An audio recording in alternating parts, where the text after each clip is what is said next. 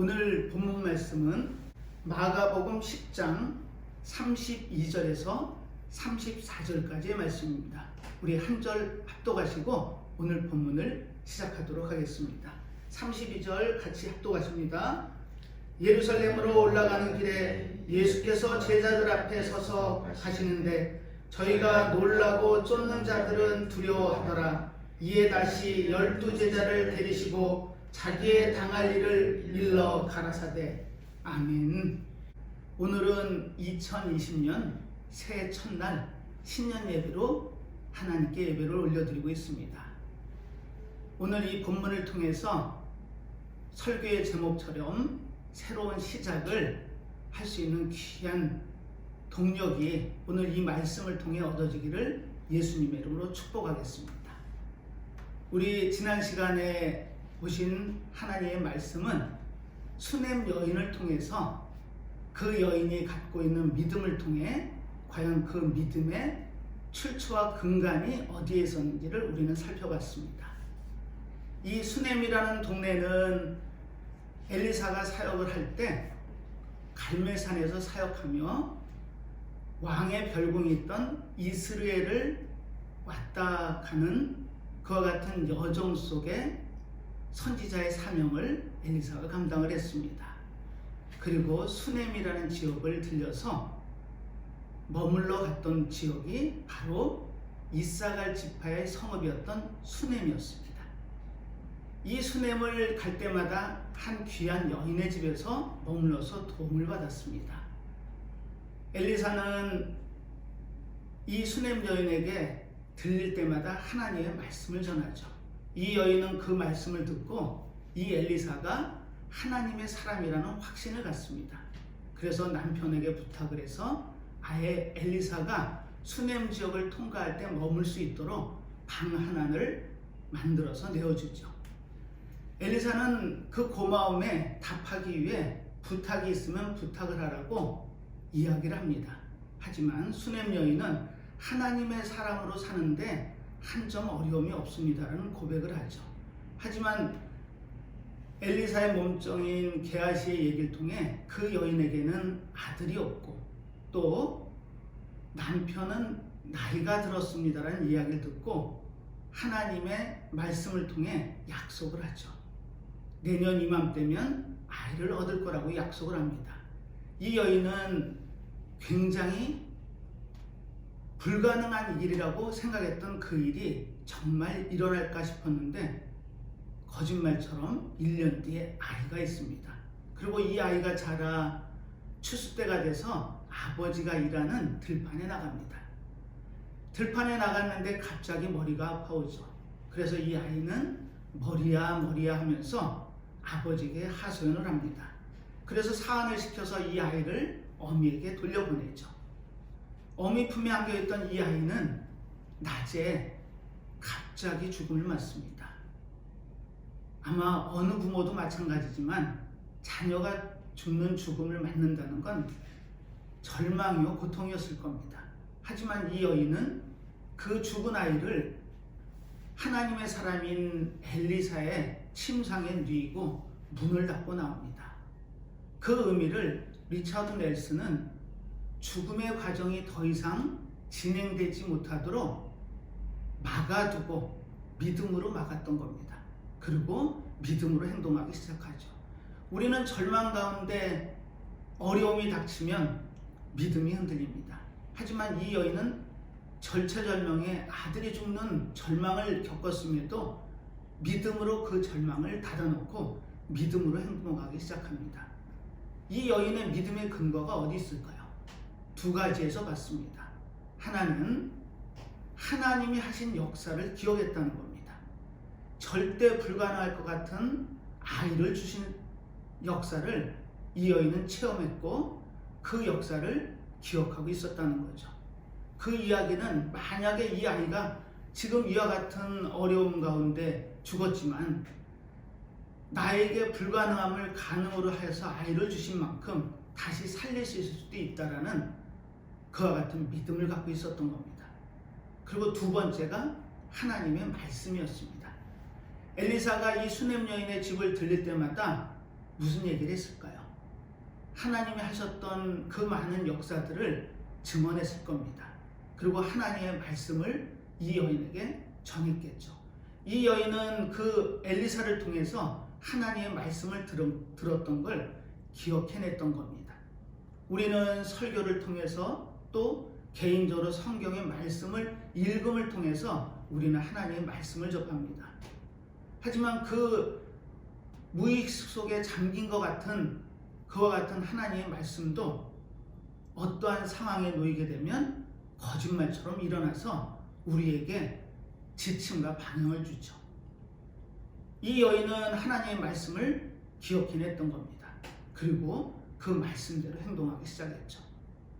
이 여인의 믿음에 엘리사의 기도가 더해집니다. 그리고 이 아이는 기적처럼 살아나죠. 우리는 이 땅을 살면서 많은 절망을 겪을 수 있습니다. 그런데 오늘 2020년 새해가 밝았습니다. 올 한 해도 우리 앞에 많은 문제들이 놓일 수 있습니다. 하지만 그 문제들에 우리의 믿음이 흔들리는 게 아니고 우리의 믿음이 그 문제들을 묶어놓고 믿음으로 행동할 수 있는 귀한 삶 가운데 나아가는 사랑하는 우리 성도들 다 되시기를 예수님의 이름으로 축복하고 축원하겠습니다. 오늘 본문은 마가복음 10장입니다. 마가복음 10장에 보면 예수님께서 제자들과 함께 예루살렘에 들어가십니다. 이 예루살렘은 예수님의 마지막 사역지입니다. 그렇다면 첫 사역지가 있겠죠. 예수님께서 요단강에서 세례 요한을 통해 세례를 받으시고 공생애의 사역을 시작하십니다. 이 사역의 시작점은 갈릴리였습니다. 우리 성경 한 절을 찾습니다. 이사야서 9장 1절입니다. 구약 성경 977면에 있습니다. 전에 고통하던 자에게는 흑암이 없으리로다. 옛적에는 여호와께서 수불론 땅과 납달리 땅으로 멸시를 당케 하셨더니 후에는 해변길과 요단 저편 이방의 갈릴리를 영화롭게 하셨느니라. 2절입니다. 흑암에 행하던 백성이 큰 빛을 보고 사망의 그늘진 땅에 거하던 자에게 빛이 도다. 이렇게 성경은 기록하고 있습니다. 스불론 납달리 땅, 저주받은 땅, 또 그 지경에 있는 갈릴리. 우리는 얼마 전에 성탄절 예배로 그분의 나심을 기억했습니다. 그분께서는 이 땅에 하나님의 자녀의 백성들을 구원하기 위해 이 땅에 오시죠. 그리고 그분은 갈릴리, 가장 소외받은 땅입니다. 이 예루살렘에서 보면 이 갈릴리 지역이 굉장히 낙후되고 또 소외된 사람들이 어우러져서 사는 지역이 바로 이 갈릴리였습니다. 예수님께서는 복음을 전하실 때 왜 갈릴리에서 전하셨을까요? 그 의미는 간단합니다. 이 땅을 구원하기 위해 오신 그분이 가장 천하고 어려운 힘든 삶을 사는 그 갈릴리 사람을 기억했던 거죠. 그래서 갈릴리 가버나움을 중심으로 사역을 시작하셨던 겁니다. 오늘 이 예루살렘 올라가는 입성하시면서 제자들에게 이 메시아로 오신 그 의미를 전하기 시작하죠. 자, 오늘 이 마가복음 10장을 보기 전에 우리는 성경 두 군데를 더 보고 10장을 통해서 본문 말씀을 보겠습니다. 자, 마가복음 8장으로 갈까요? 이 마가복음 8장은 예수님께서 가이사랴 빌립보를 가십니다. 이 가이사랴 빌립보는 황제의 논리가 통용되는 황제의 도시였죠. 이 도시를 세운 인물은 헤롯 대왕의 아들인 헤롯 빌립입니다. 그리고 이 도시를 헬몬산 기슭에다 세우죠. 헬몬산은 굉장히 영산입니다. 이 헬몬산에서 시작된 물이 수원지의 물이 흘러서 갈릴리 호수를 이루고 그 물이 다시 요단강을 거쳐 사해로 흘러 들어가죠. 이처럼 가이사랴 빌립보는 헬몬산 기슭에 있는 굉장히 큰 도시입니다. 여기 보면은 가이사라라는 황제의 의미를 담은 단어를 본인의 이름과 섞어서 가이사라 빌립보라는 도시의 이름을 짓죠. 이 의미는 두 가지 의미가 있는 겁니다. 이 가이사라라는 이름을 쓴 도시가 몇 군데 있습니다. 근데 그 도시들은 하나같이 황제의 위용을 드러낼 수 있는 어마어마하게 큰 도시의 규모를 자랑합니다. 그리고 그 도시의 중심에는 황제를 섬기는 신전이 들어서죠. 그 의미는 황제를 숭배하는 사람들이 세운 큰 도시의 의미가 가이사라 빌립보의 의미였습니다. 예수님께서는 이 도시를 들어가서 제자들에게 이런 질문을 던지십니다. 사람들은 나를 누구라 하느냐? 이 질문에 대한 답을 들은 제자들이 이렇게 얘기를 합니다. 어떤 사람들은 세례 요한이다, 엘리야다, 에레미야다, 또는 선지자 중에 한 명이라고 이야기를 하죠. 아마 그 사람들의 입장에서는 예수님이 선지자의 한 명으로 보였을 겁니다. 황제의 논리가 통용되는 거대한 도시 한복판에 그분이 서 계신 겁니다. 그리고 사람들이 나를 어떻게 부르는지 물어보시고 나서 제자들에게 다시 한번 질문을 하시죠. 자, 그 질문이 29절의 말씀입니다. 같이 읽습니다. 또 물으시되 너희는 나를 누구라 하느냐? 베드로가 대답하여 가로되 주는 그리스도시니이다 하네.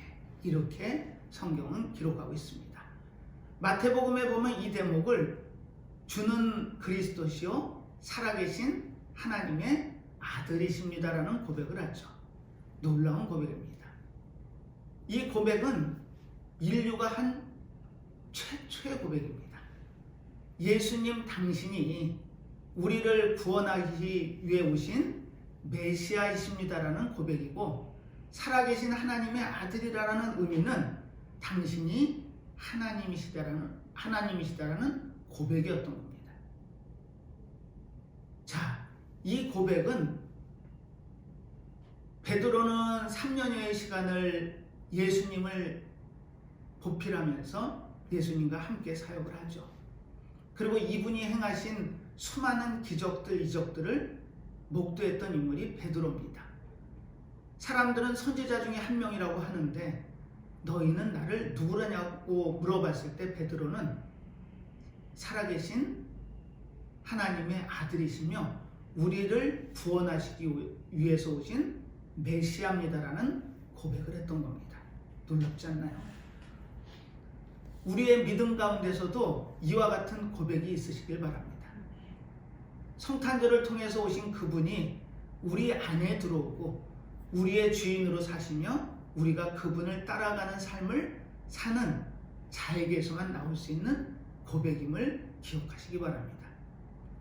이 고백을 한 베드로에게 또 제자들에게 예수님은 아직 때가 안 됐으니 그 메시아라는 이야기가 다른 곳으로 흘러가지 않도록 주의를 주시죠. 그리고 이제 그 메시아라는 고백을 받은 예수님께서 메시아로서의 당신이 오신 이 땅에 오신 그 의미를 설명하기 시작하십니다. 자, 그 내용이 바로 31절입니다. 자, 31절 같이 읽어볼까요? 인자가 많은 고난을 받고 장로들과 대제사장들과 서기관들에게 버림받아 죽임을 당하고 사흘 만에 살아나야 할 것을 비로소 저희에게 가르치시되, 이렇게 기록하고 있습니다. 자, 여기서 인자라는 단어가 나오는데 이 인자라는 단어는 구약에 102번 나옵니다. 그 중에 93번이 에스겔서에 집중적으로 나오죠. 에스겔서에서 썼던 인자의 의미는 사람인자 아들 자체를 씁니다.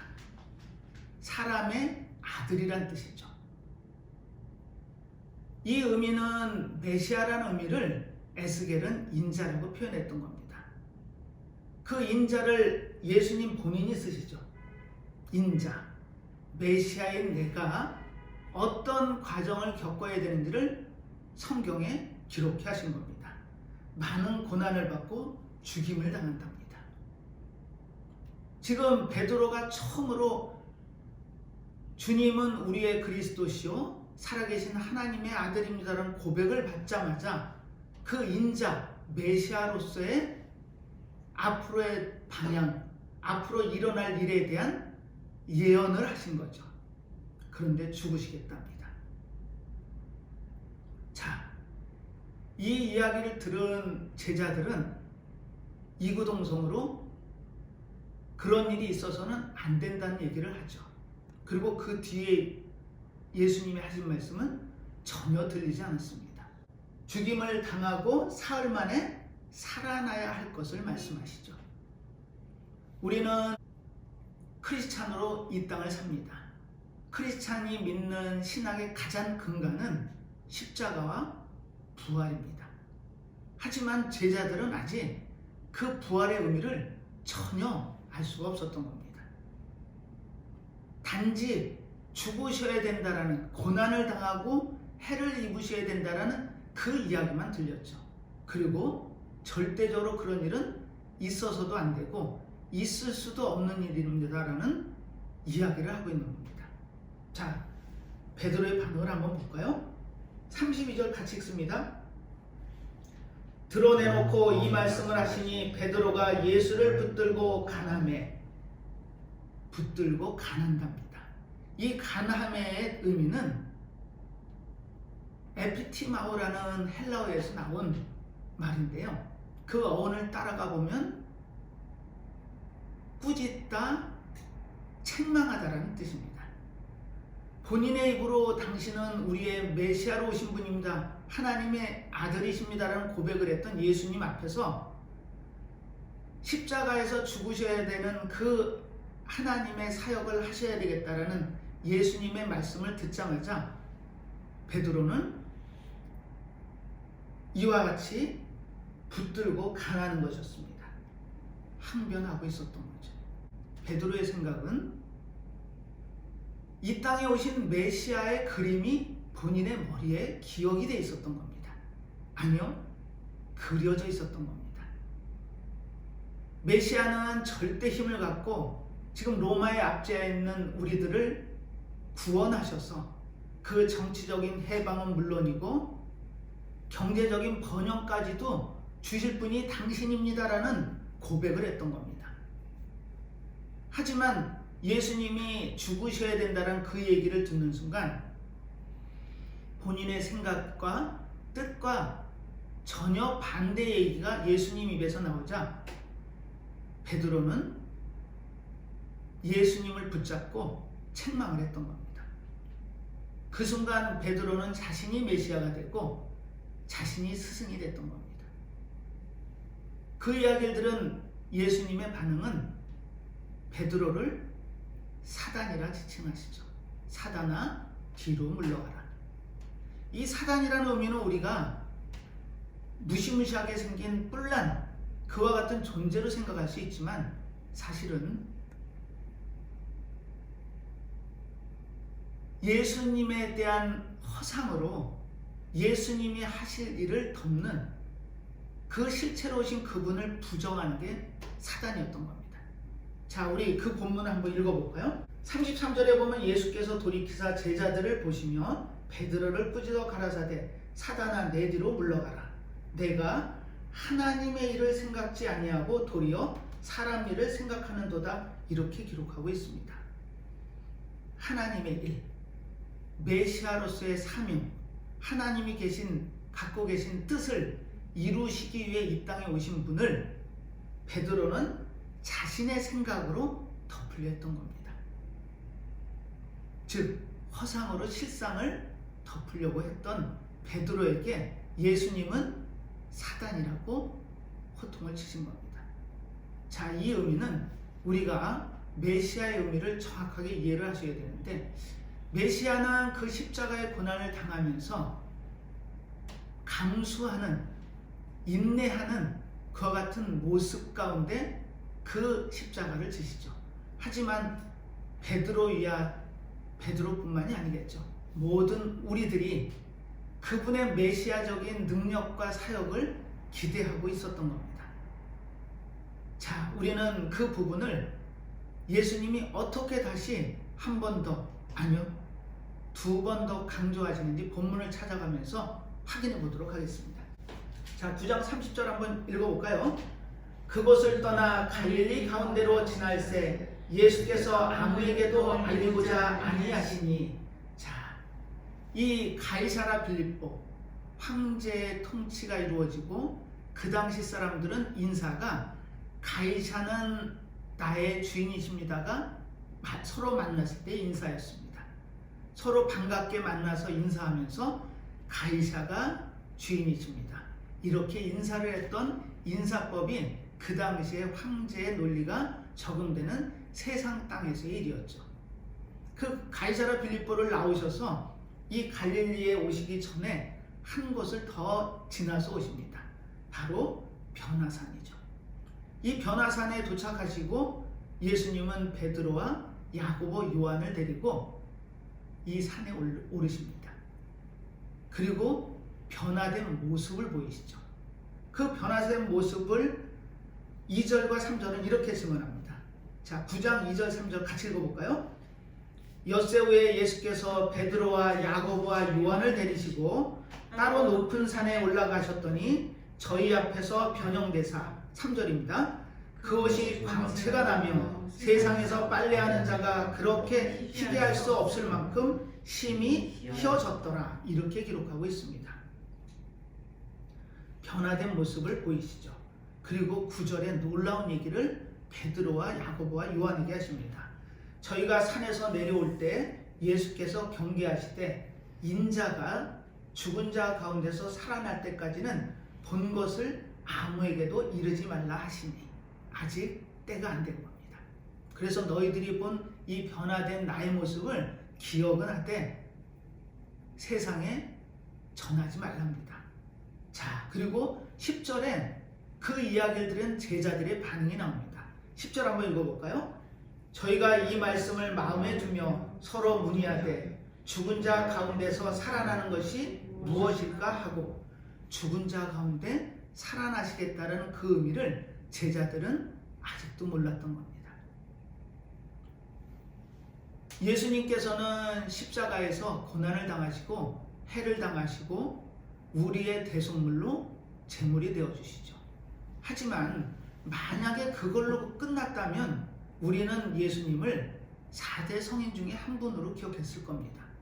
하지만 우리가 신앙생활을 하고 교회에서 함께 서로를 위하고 섬기며 이와 같은 신앙 공동체로 설 수 있는 근간은 십자가와 부활임을 기억하시기 바랍니다. 십자가의 대속하심을 통해 우리가 죄 가운데 죽을 수밖에 없는 우리의 운명이 바뀌는 사건이 일어나죠. 그리고 거기에 대한 확증으로 부활을 증언하십니다. 그 증언의 부활로 우리는 영원한 삶을 보장받은 하나님의 자녀의 백성으로 설 수 있었던 겁니다. 그렇지만 제자들은 아직 부활의 의미를 알 수가 없었죠. 그래서 재차 갈릴리에 가셔서 두 번째로 이렇게 말씀하시는 겁니다. 31절입니다. 9장 31절 같이 읽습니다. 이는 제자들을 가르치시며 또 원자가 사람들의 손에 넘기워 죽임을 당하고 죽은 지 3일 만에 살아나려는 말씀을 연고더라. 자, 여기 보시면 3일 만에 살아나리라는 말씀을 다시 한번 하시죠. 사실은 예수님의 말씀의 방점은 3일 만에 있었던 겁니다. 지금 이분이 이 땅에 오신 것은 하나님의 뜻을 이루시기 위해 이 땅에 오셨죠. 그 뜻은 십자가의 대속이셨습니다. 하지만 이분이 그 죽음의 잔을 기꺼이 드실 수 있었던 건 하나님의 사역의 방향이 많이 보이셨던 겁니다. 3일 만에 다시 살아나리라는 것을 아시고 기억하셨던 거죠. 자, 32절 제자들의 반응을 봅니다. 그러나 제자들은 이 말씀을 깨닫지 못하고 묻기도 무서워하더라. 아직도 깨닫지 못합니다. 우리는 깨닫고 계시나요? 예수님께서 십자가에서 죽으시는 그 사건의 의미, 또 그분이 3일 만에 다시 살아나시겠다라는 약속의 의미를 기억하고 계시나요? 세 번째 예루살렘에서 마지막 사역지에서 하신 말씀을 듣고 우리가 새해를 시작하는 새로운 시작점에서 그 의미를 한 번 더 깨닫는 귀한 시간이 되었으면 합니다. 자, 마지막 본문입니다. 마가복음 10장 32절의 말씀이죠. 예수님께서 예루살렘에 입성하십니다. 이 예루살렘은 예수님의 마지막 사역지입니다. 예수님께서는 마지막 사역지에서 하나님의 뜻을 이루어 드립니다. 그 뜻을 통해서 이 땅에 사는 자들이 하나님께로 올 수 있는 길을 여실 준비를 하고 계시는 거죠. 그리고 이처럼 제자들에게 마지막으로 세 번째로 예수님의 사역의 방향을 제시하고 계시는 겁니다. 자, 32절 같이 다시 한번 읽겠습니다. 예루살렘으로 올라가는 길에 예수께서 제자들 앞에 서서 가시는데 저희가 놀라고 쫓는 자들은 두려워하더라. 이에 다시 12 제자를 데리시고 자기의 당할 일을 일러 가라사대. 예루살렘에 입성을 하시죠. 그때 예루살렘의 성민들은 예수님을 열렬히 환영했습니다. 이 로마의 압제에서부터 우리를 구하실 선지자가 오셨는데 그분이 예루살렘에 입성을 한 겁니다. 그런데 예루살렘에 입성할 때 뭘 타고 입성하시죠? 예, 나귀 새끼입니다. 우리 본문을 한 절 제가 읽어드릴 텐데요. 스가랴 9장 9절입니다.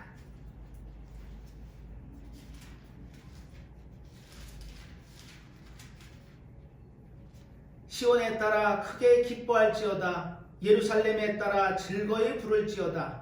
보라, 내 왕이 내게 임하나니 그는 공의로우며 구원을 베풀며 겸손하여서 나귀를 타나니 나귀의 작은 것 곧 나귀 새끼니라. 아멘. 자, 이처럼 그분은 마지막 메시아의 사명을 감당하기 위해 예루살렘에 입성할 때 예루살렘 성민들은 겉옷을 펴서 그분이 가는 길을 바닥을 옷으로 덮습니다. 또 종려나무를 꺾어 바닥에 깔죠. 그리고 호산나 호산나 우리를 구원하소서 구원하소서 라는 고백을 합니다. 예수님께서는 그 예루살렘에 입성하신 이유는 딱 하나셨습니다. 하나님이 뜻하신 그 뜻을 이루어드리기 위해서였죠. 하지만 세상 사람들, 심지어는 제자들까지 이분의 능력을 원했던 겁니다. 이 속박받는 삶에서 벗어나고 고통받는 삶에서 해방돼서 경제적인 번영과 정치적인 자유를 얻기를 갈망했던 겁니다. 그만큼 메시아가 갖고 있는 능력을 기대했던 거죠. 하지만 그분은 어린 양으로 오셨습니다. 하나님께 드리는 제사의 제물로 오신 분이죠. 그분이 어떤 결과를 이루셔야 되는지를 다시 한번 세 번째 제자들에게 강조를 합니다. 33절에 보면 보라, 우리가 예루살렘에 올라가노니 인자가 대제사장들과 서기관들에게 넘기우매 저희가 죽이기로 결안하고 이방인들에게 넘겨주겠고. 34절 같이 읽습니다. 그들은 능욕하며 침뱉으며 채찍질하고 죽일 것이니 저는 3일 만에 살아나리라 하시니라. 아멘. 지금 이 세 번의 인자라는 표현을 통해 제자들에게 메시아로 오신 그분이 어떠한 결과로 하나님의 뜻을 이루어 드려야 되는지를 정확하게 증언하고 계시죠. 이방인들에게까지 넘겨져서 모진 능욕과 채찍질과 고난을 당하고 죽으셔야 된답니다. 그리고 그 뒤에 얘기는 아무도 못 듣죠. 자, 이와 같은 제자들의 모습을 마가는 17절에 이렇게 증거합니다. 제가 읽어드리겠습니다.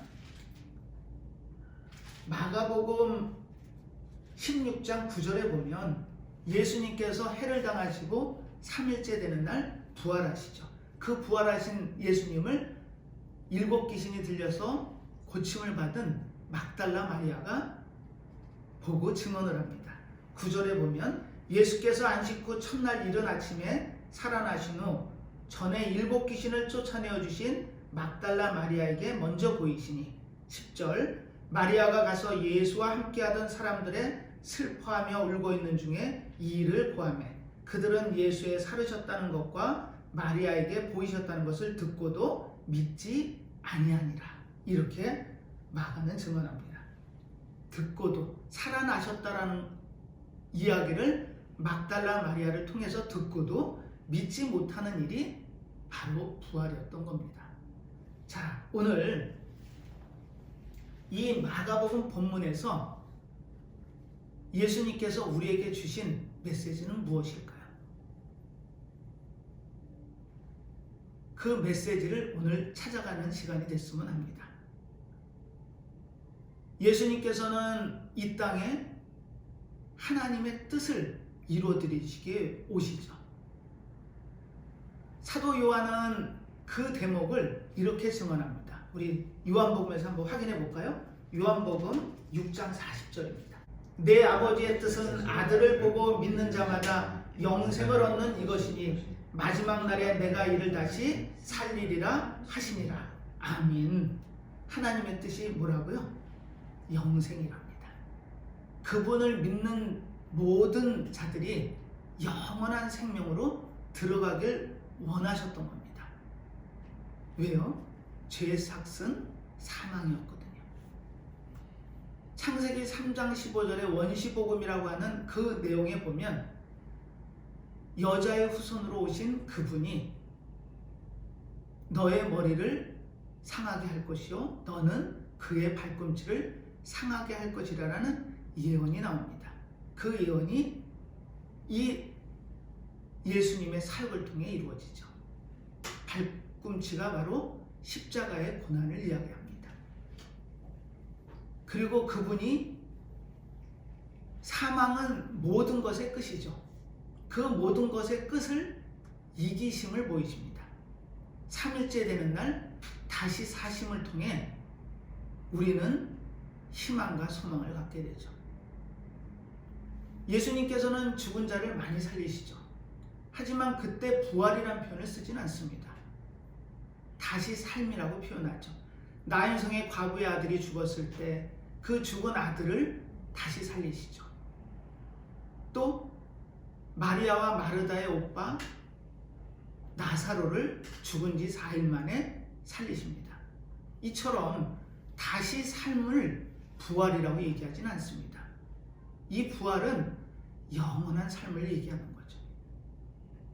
우리는 이 땅에 태어날 때 비오스의 삶을 삽니다. 이 비오스의 삶은 육체의 삶이죠. 육체의 생명을 갖고 사는 겁니다.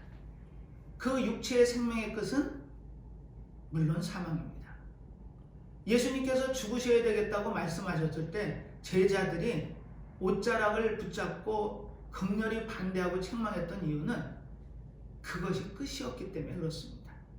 하지만 예수님은 그게 끝이 아니고 시작이라는 얘기를 지금 하고 계시는 겁니다.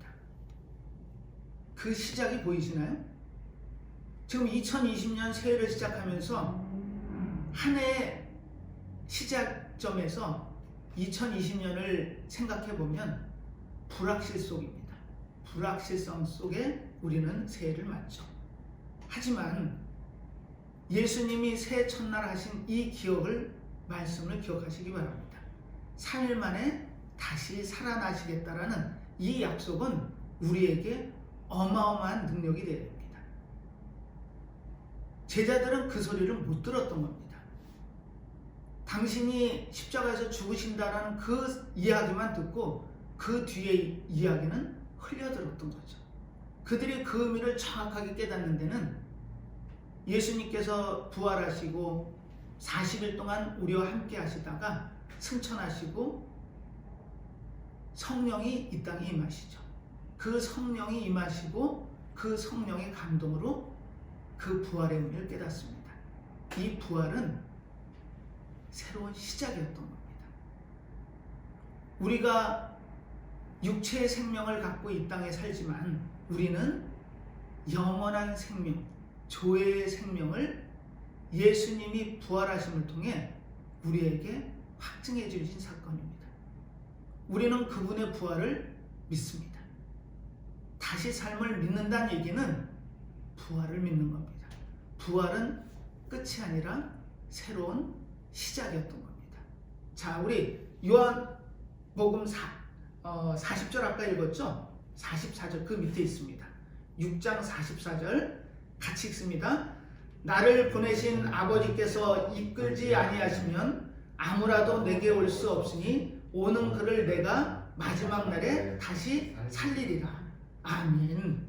마지막 날에 다시 살리신답니다. 소망이 생기시나요? 우리가 새해를 시작하면서 아무 답이 없는 막막함 속에 새해를 시작하실 수도 있습니다. 하지만 예수님이 하신 이 말씀을 붙잡으시기 바랍니다. 우리에겐 새로운 시작이 있는 겁니다. 그 새로운 시작은 조회의 삶이죠. 하나님의 뜻은 아들을 보고 믿는 자마자 영생을 얻게 하는 그것이 하나님의 뜻이랍니다. 영원한 생, 조회의 생명, 그 조회의 생명을 얻게끔 하는 하나님의 뜻, 그것을 영생이라고 하죠. 자, 영생이 무엇인지 우리는 요한복음 17장 3절에 가서 확인합니다. 영생은 곧 유일하신 참 하나님과 그의 보내신 자 예수 그리스도를 아는 것이니이다. 아멘. 유일하신 참 하나님과 그의 보내신 자 예수 그리스도를 어떻게 해요? 아는 것. 우리는 믿음으로 사는 믿음의 백성들입니다. 하지만 수넴 여인의 사건에서 본 것처럼 수넴 여인이 갖고 있는 믿음을 누구나 가질 수는 없습니다. 물론 그와 같은 믿음을 갖기 위해 노력하는 과정 중에 있는 건 맞습니다. 이 믿음이 자라는 데는 우리는 두 가지를 기억하라고 말씀드렸습니다. 지금까지 하신 하나님의 은혜의 역사를 기억하고 하나님의 말씀을 기억하랍니다. 그 말씀을 통해 우리가 가야 할 길을 보고 또 3일 만에 다시 사심을 약속하심처럼 그분의 다시 사심을 우리는 기억해야 됩니다. 그것이 보여야 됩니다. 그것이 소망이고 희망인 것입니다. 우리가 이 땅을 살면서 많은 문제들을 만날 겁니다. 2020년만 봐도 우리가 이 한 해를 지나가면 그 많은 어려움들을 겪겠죠. 몸도 아플 수 있습니다. 하지만 우리에게는 새로운 시작을 예수님이 증거하셨습니다. 오늘 본문의 제목은 새로운 시작입니다. 이 시작은 수넴 여인이 갖고 있었던 믿음, 그 믿음을 통해서 아이가 죽는 죽음을 닫아놓고 가두어 놓고 믿음으로 살기 시작합니다. 믿음으로 행동하기 시작하죠. 그 믿음을 통해 평안이 있었던 겁니다. 새해를 시작하면서 사랑하는 믿음의 형제여 자매 여러분, 우리 심령 안에 그 평안이 함께하길 축원합니다. 그 평안은 우리가 다시 삶을 기억하면서 시작이 됩니다. 우리가 지하철을 타면은 환승역이 있죠. 환승을 영어로는 트랜스퍼라고 합니다. 옮겨 타는 겁니다. 우리는 육체의 생명에서 영원한 생명으로 옮겨 탄 사람들입니다. 내가 원해서요? 내 노력으로요? 아니요. 그분이 하셨답니다. 우리는 그분을 믿는 겁니다. 그분을 믿음을 통해서 영원한 생명, 조의 생명을 나의 삶으로 누리시기 바랍니다. 그분이 이 땅에 오심은 누구나 아는 사건입니다. 하지만 그분이 내 안에 오시는 사건은 누구나 할 수 있는 사건은 절대 아닙니다. 우리의 삶 가운데 그분이 내 안에 들어오셔서 나를 살아주시고 나의 주인이 되신 사건을 경험하시기 바랍니다. 그게 바로 조의 삶입니다. 영원한 생명의 삶. 그리고 우리는 그분이 주인 되시고 우리는 그분을 따라 사는 그분의 삶을 살아드리는 생명의 교제가 있어야 됩니다. 그게 진정한 신앙이라고요. 한 해의 시작이 절대 무겁지 않기를 바랍니다. 조의 생명이 우리 안에 있는 한 우리는 두려울 필요 없습니다. 걱정할 필요 없습니다. 오직 그분이 나와 함께 하시고 그분이 나의 주인 되심을 고백하고 하나님께서 약속하신 그 뜻대로 그분이 그대로 행하셨습니다. 그렇다면 우리도 그분을 주인 삼아 그분을 따르는 그와 같은 귀한 삶을 살아야 되는 겁니다. 올 한 해 이 말씀을 붙잡고 우리 앞에 놓인 문제들, 그 문제들을 가두어 놓고 믿음으로 행동하고 믿음으로 살아나가 이 땅의 세상에서 항상 기쁨과 소망을 간직하고 영원한 생명을 가진 하나님의 자녀의 백성으로 매일매일 삶에서 기쁨과 소망 가운데 승리하시는 삶을 살기를 간절히 축원하겠습니다. 기도하겠습니다. 하나님 아버지, 2020년 새해가 오늘 밝았습니다. 올 한 해는 또 어떤 일들이 우리 앞을 가로막을지 모르지만 그 모든 문제들이 주님이 주신 그 소망과 믿음 안에 갖춰지고 믿음이 갖춰지는 삶이 아니라 그 절망이 갖춰지는 평안의 삶을 누릴 수 있도록 저희들에게 믿음을 허락하여 주시옵소서. 이 땅을 살아감이 결코 쉬운 삶은 아닐지 모르지만 저희들 오늘도 힘을 내서 새로운 시작을 하려고 합니다.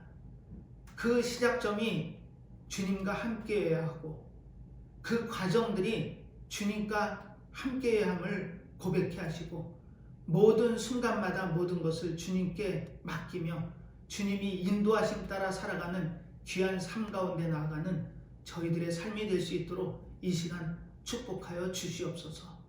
올 한 해도 함께 하셔서 저희들의 길을 예비하시고 인도하심을 믿고 감사드립니다. 저희들 모든 것을 주님께 맡기고 매 순간 찬양하며 이 세상에 나가 빛과 소금의 삶을 살기를 원합니다.